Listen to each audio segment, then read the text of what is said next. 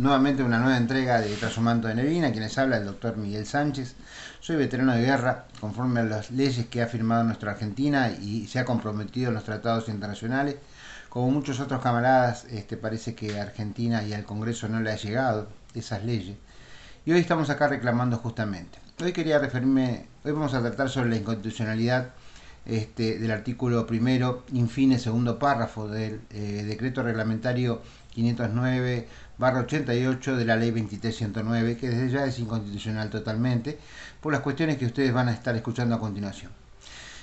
También quería referirme a un reclamo que habían hecho unos camaradas nuestros también, que cumplieron el servicio militar obligatorio, que también fueron personal de cuadros durante el conflicto, pero no llegaron a entrar dentro del teatro de operaciones que establecen las leyes. La realidad es que yo no comparto para nada ser soldado continental. En este caso también lo serían los camaradas que están reconocidos de Malvinas, porque ellos nacieron dentro del continente argentino, no en las Islas Malvinas. A lo cual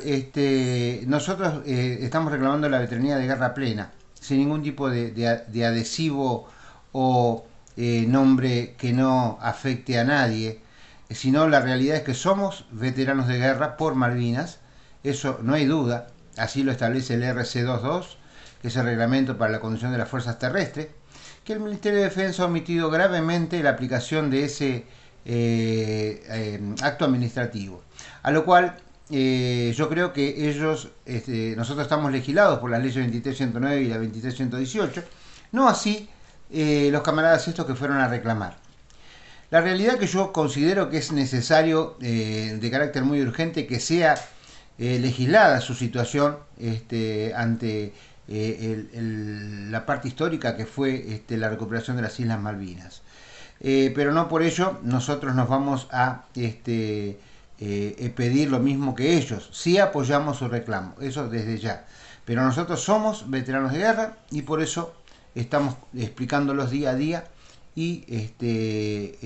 poniéndole en conocimiento a todos aquellos. Les pido por favor que compartan estos videos para que todos aquellos, los 9500 que somos, más el personal de cuadros, escuchen por qué somos veteranos y que tenemos que hacer el reclamo judicial.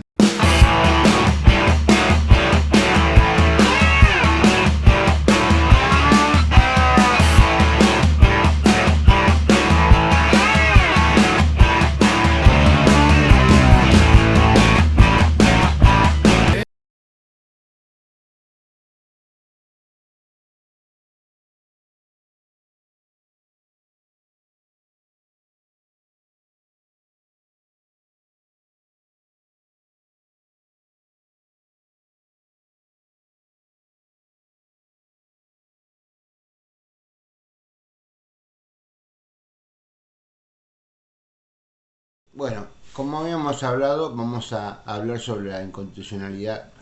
del decreto 509/88, artículo primero, infine, segundo párrafo, el cual fue reglamentado, es el decreto reglamentario del artículo primero, perdón, del artículo 1 de la ley 23109 y sancionado el 26 de abril del año 88. Publicado en Boletín Oficial el 15 de mayo del año 1988, que tenía por objeto reconocer a aquellos soldados conscriptos que participaron en el año 1982 en el conflicto con Inglaterra por las Islas Malvinas. Quiero hacer una salvedad ahí, el decreto dice conflicto con Inglaterra por las Islas Malvinas, no dice aquellos soldados que combatieron en las Islas Malvinas, ¿sí? Continuamos diciendo, en el artículo primero, segundo párrafo, infine, dice: la certificación de esta condición será efectuada solamente por el Ministerio de Defensa y por los organismos específicos de las Fuerzas Armadas. El determinar en dicho párrafo que cada Fuerza Armada asignará, según sus registros, la calificación de veterano de guerra es un acto típicamente jurisdiccional que le corresponde al Poder Ejecutivo, no al Poder, al Poder Legislativo, no al Poder Ejecutivo. Mal puede entonces un organismo dependiente del Poder Administrador atribuirse potestades jurisdiccionales y menos un Ministerio de Defensa dependiente del partido político de turno, por la especialidad que detentan sus integrantes al ser elegidos políticamente, y máxime teniendo los casos de corrupción institucional de público conocimiento en nuestro país en los últimos años, que resulta irritante e infame desde un punto de vista jurídico, y más en un Estado de Derecho, como se presume que somos partes. Por ejemplo, hoy le voy a hacer una introducción con respecto al tema, el decreto S del 7 de abril del año 1982 es un acto administrativo. El acta de acuerdo número 1 del 24 de mayo de 1982 es otro acto administrativo, que fueron sancionados por autoridades competentes, en especial porque en esa época se estaba aplicando la Ley de Defensa de la Nación. Y ahora van a ver más adelante, ténganlo presente a eso me voy a basar. Bueno, porque tengamos en cuenta cómo es posible que en el libro histórico de la Brigada de Infantería número 7 se haya sentado, por ejemplo, el incidente de fuego contra un avión que no se identificó, y en el libro de guerra del Regimiento de Caballería de Tanques 11, que es donde pasó el avión, no existe ninguna constancia de esta situación. Es indudablemente aquí, como lo estamos enunciando, nos demuestra que hubo muchos incidentes bélicos que ocurrieron dentro del continente, que no quedó constancia en ninguna de las unidades de los mismos, para vaya a saber qué intereses. Yo creo que el interés es obvio, el no querer reconocernos y el no querer poner en conocimiento al mundo que Inglaterra pisó suelo argentino, violando impunemente el Tratado Interamericano de Asistencia Recíproca. El que no sabe lo que es el TIAR es un tratado americano en el cual las naciones de América se comprometen a ayudar a aquella integrante de este tratado a apoyarla en caso de invasión. Y así ocurrió en la Patagonia, y obviamente durante el conflicto de Malvinas, y obviamente que nadie hizo caso omiso, salvo dos países, Venezuela y Perú. Seguramente del mismo modo que le ha pasado al incendio que ocurrió en los regimientos de Infantería 24 y de Río Gallegos y el regimiento de Infantería 35 de Rospentec, como también otro incendio en el Escuadrón 43 de Gendarmería Nacional, también en el Río Turbio, donde se quemaron todos los antecedentes de la guerra del año 1982. También existe la casualidad de que en la comisaría de Río Turbio, el libro de novedades, donde se asienta quién ingresa, quién sale y quién no sale, también se ha extraviado. Y esto llama a colación porque hubo muchas detenciones en Santa Cruz de comandos ingleses, los cuales nos demuestran que no habrían asentado o bien habrían destruido las pruebas por las cuales ellos fueron detenidos dentro del continente. Así lo dicen los diarios Vanguardia de España, el diario de Daily Yowan de Estados Unidos, El Pueblo también de España, y también sabemos que en aquella época, y volviendo a los famosos listados, la única realidad es que el ejército no quiso, no digo el ejército, sino las Fuerzas Armadas, no hicieron o no quisieron hacer las listas respectivas de quienes estuvieron dentro del conflicto, sino muchos años después, como lo vamos a ver después. La única realidad es que los listados que figuraron y comenzaron a figurar dentro de las detenidas de guerra fueron los listados que se solicitó a la Cruz Roja Internacional del personal militar evacuado de las Islas Malvinas. Así que pues fue tal la desprolijidad desplegada por la Junta Militar y sus mandos subalternos, a pesar de que en los estatutos de ellos corresponde y está ordenado que deben realizar partes diarios cada día y evacuar dichos informes a sus superiores, porque se sigue un orden jerárquico. Ello está desplegado en el en un reglamento interno del ejército, el RB 200-5 del año 1968, vigente durante el conflicto, y hablaba del servicio de guarnición de la sección tercera, dice atribuciones y obligaciones del jefe de guarnición. Artículo 1010. Las atribuciones y obligaciones del jefe de guarnición o jefe militar de esa unidad militar serán las siguientes: fiscalizar el cumplimiento fuera de los cuarteles e instalaciones militares de las disposiciones y reglamentaciones vigentes relativas a la disciplina, ley y orden. Noveno, recibir los partes que semanalmente deben elevar los organismos de la guarnición sin nota, de acuerdo al siguiente modelo. Y da un modelo, Bueno, al no confeccionar los respectivos listados del personal, por lo cual resulta inadmisible no haber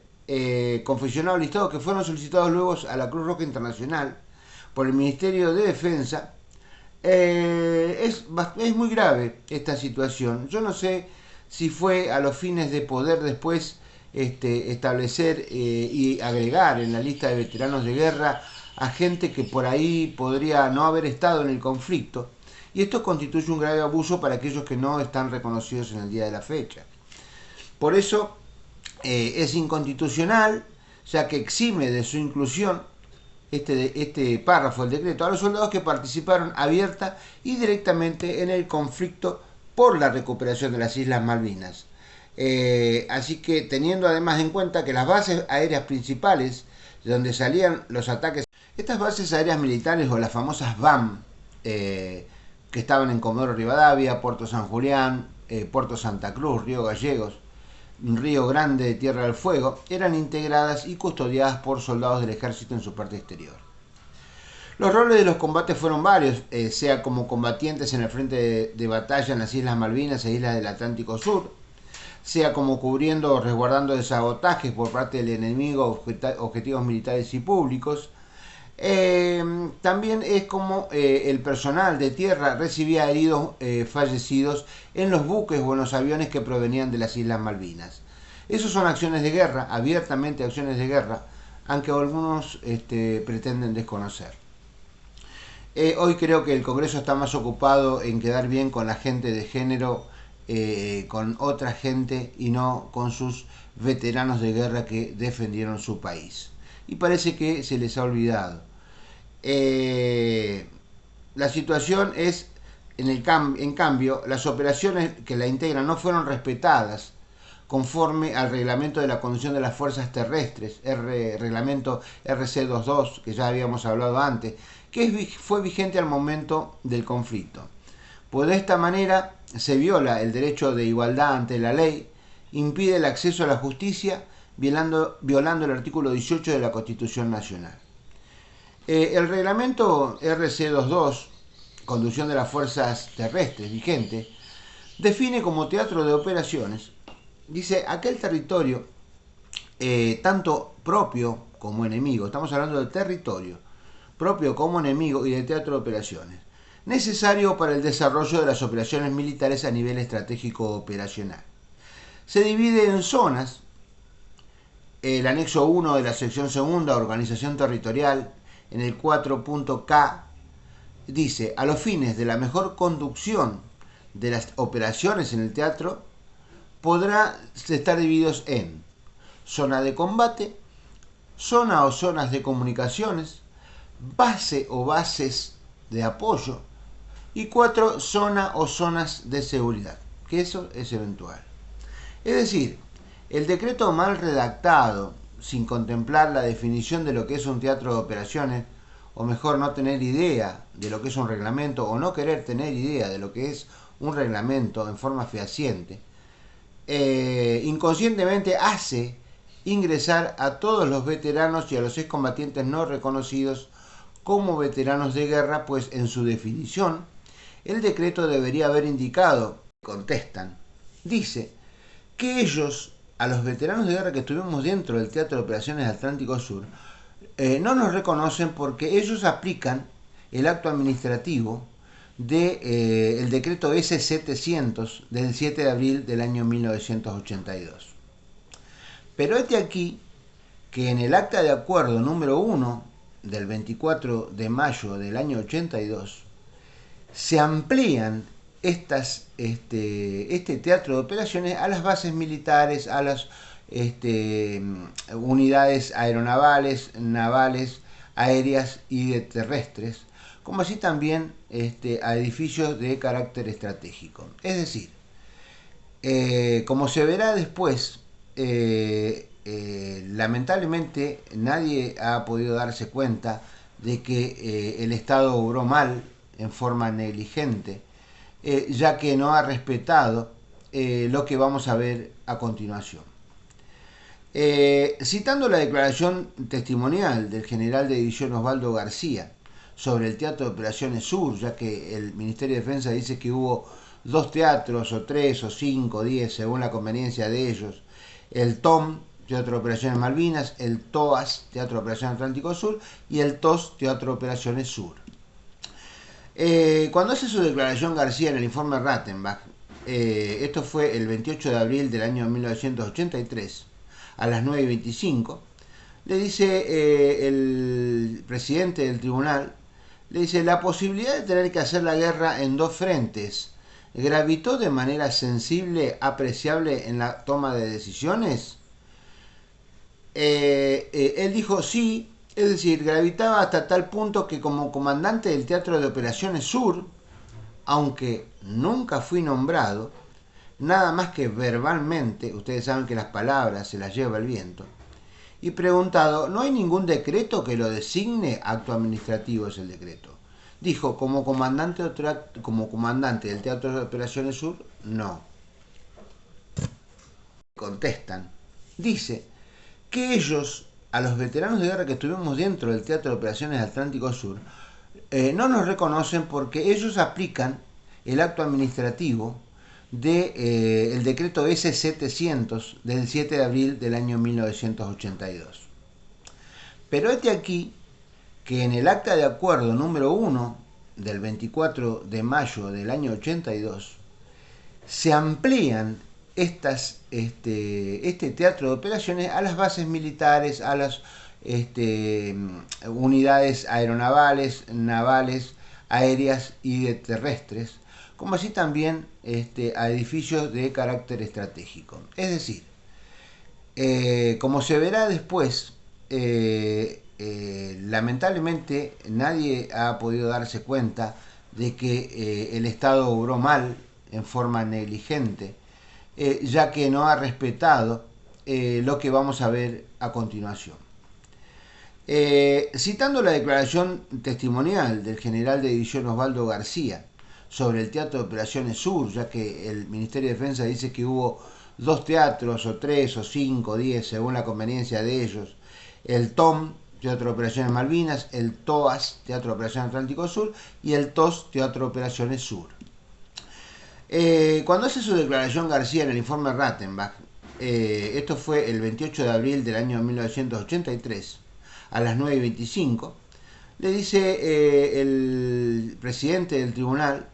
le dice: la posibilidad de tener que hacer la guerra en 2 frentes gravitó de manera sensible, apreciable en la toma de decisiones.